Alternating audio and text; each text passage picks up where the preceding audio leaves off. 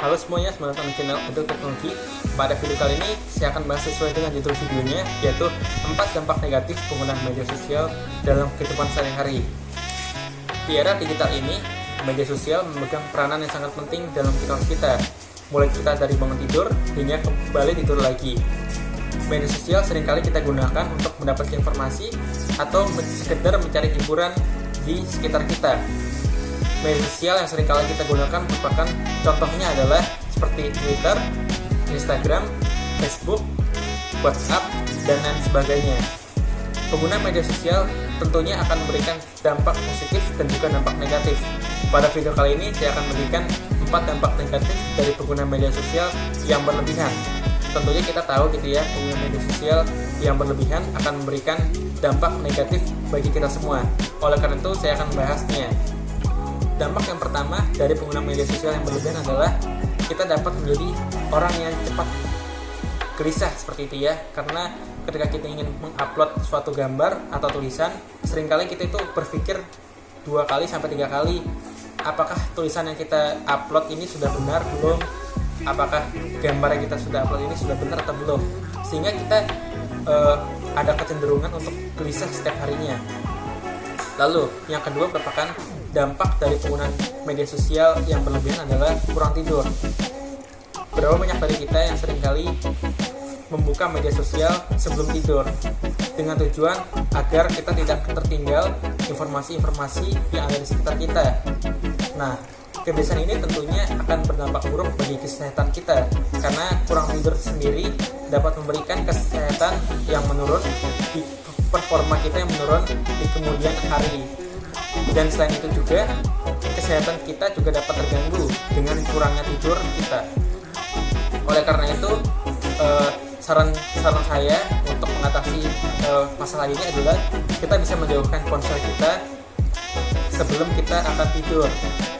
Dampak dari penggunaan media sosial yang berlebihan adalah perundungan secara online atau perundungan secara cyber.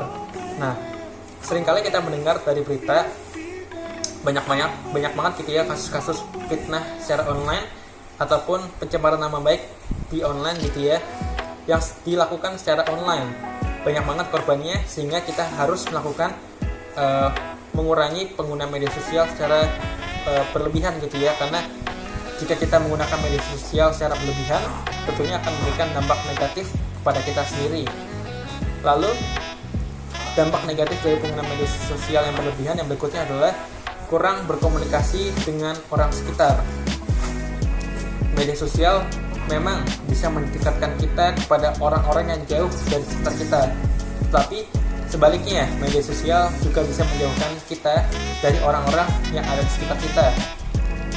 Pernah nggak sih kita ketika ada di sekitar ada di kumpulan orang-orang, kita malah sibuk untuk bermain telepon?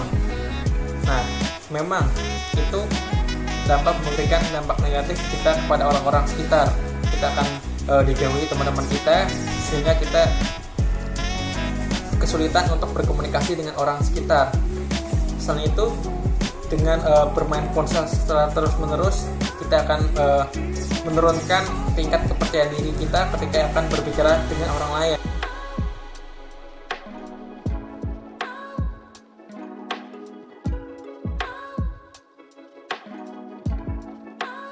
Oleh karena itu, saya akan bagikan beberapa tips bagi kita untuk mengurangi kecanduan bermain media sosial.